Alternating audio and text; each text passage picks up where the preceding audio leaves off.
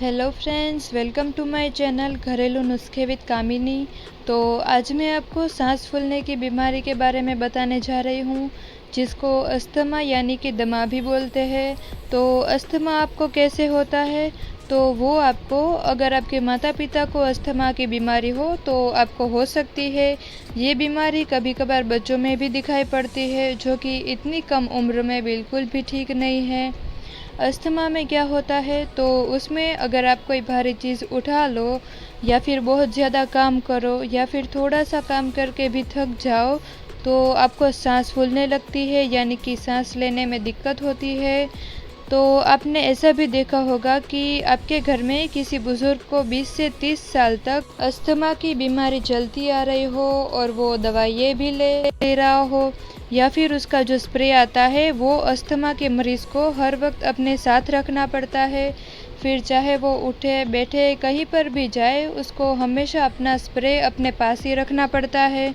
तो उसके लक्षण क्या होते हैं, आप कैसे जान सकते हैं कि आपके घर में किसी को अस्थमा है या नहीं?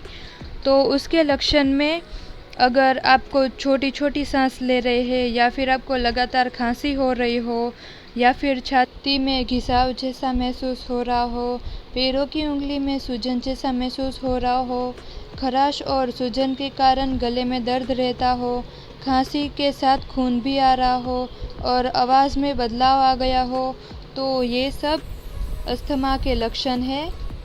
तो फ्रेंड्स, आज मैं आपको इस अस्थमा की बीमारी को आप जड़ से कैसे ख़त्म कर सकते हैं, वो मैं आज आपको बताऊंगी। तो अगर आप उसे जड़ से ख़त्म करना चाहते हैं तो मेरे इस वीडियो को बिना स्किप किए लास्ट तक देखना ना भूलें। तो आइए हम देखते हैं कि हम घरेलू नुस्खों से अस्थमा को कैसे ख़त्म कर सकते हैं।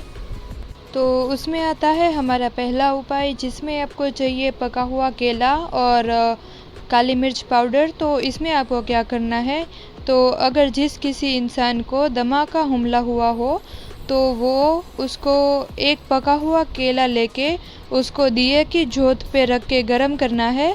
फिर उसको छील के उसके ऊपर काली मिर्च का पाउडर डाल के उसको खाने से दमा के हमले में आराम मिलता है।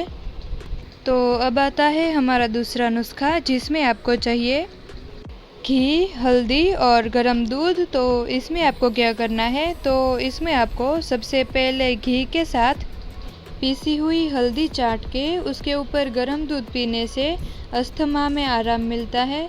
अब आता है हमारा तीसरा नुस्खा, जिसमें आपको चाहिए 2 चम्मच अदरक का रस और शहद। तो इसमें आपको क्या कर लेना है, तो इसमें आपको सबसे पहले 2 चम्मच अदरक के रस को शहद के साथ लेने से दमा में राहत मिलती है। अब आता है हमारा चौथा नुस्खा, जिसमें आपको चाहिए गाजर का रस। तो इसमें आपको क्या करना है, तो इसमें आपको रोज़ाना गाजर का रस पीने से दमा की बीमारी हमेशा के लिए ठीक हो जाती है। अब आता है हमारा पांचवा नुस्खा, जिसमें आपको चाहिए 10 से 15 लौंग। तो इसमें आपको क्या करना है, तो इसमें आपको 10 से 15 लौंग चबा के उसका रस निगलने से दमा ठीक हो जाता है। अब आता है हमारा छठा नुस्खा, जिसमें आपको चाहिए इलायची, खजूर, अंगूर और शहद। तो इसमें आपको क्या करना है, तो इसमें आपको शहद में इलायची, खजूर और अंगूर को चाटने से अस्थमा की बीमारी में राहत मिलती है।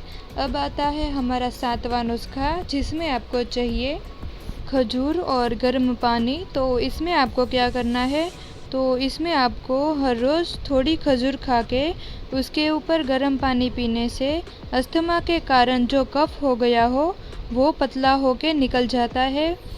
अब आता है हमारा आठवां नुस्खा, जिसमें आपको चाहिए 2 से 3 अंजीर और दूध। तो इसमें आपको क्या करना है, तो इसमें आपको 2 से 3 अंजीर को सुबह और शाम को गर्म दूध में डाल के खाने से जो कफ होता है वो कम हो जाता है और सांस की तकलीफ़ में आराम मिलता है। अब आता है हमारा नौवां नुस्खा, जिसमें आपको चाहिए अजमा और गर्म पानी। तो इसमें आपको क्या करना है, तो इसमें आपको सबसे पहले अजमे को गर्म पानी के साथ लेने से सांस की तकलीफ़ में आराम मिलती है।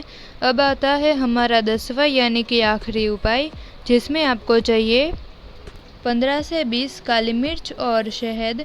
तो इसमें आपको क्या करना है, तो इसमें आपको सबसे पहले 15 से 20 काली मिर्च को लेके उसको पीस के फिर उसमें शहद मिला के रोज़ चाटने से सांस की तकलीफ़ में आराम मिलती है। तो इस तरह मैंने आपको अस्थमा यानी कि दमा को ठीक करने के लिए 10 उपाय बताए। तो इन 10 उपायों को आप घर पे भी ट्राई कर सकते हैं। और अगर मेरे इन घरेलू नुस्ख़ों को आज़मा के आपको फ़र्क पड़ता है तो इसी तरह मेरे नए नए वीडियो को देखने के लिए मेरे वीडियो को लाइक, शेयर और मेरी चैनल को सब्सक्राइब करना ना भूलें। Thank you.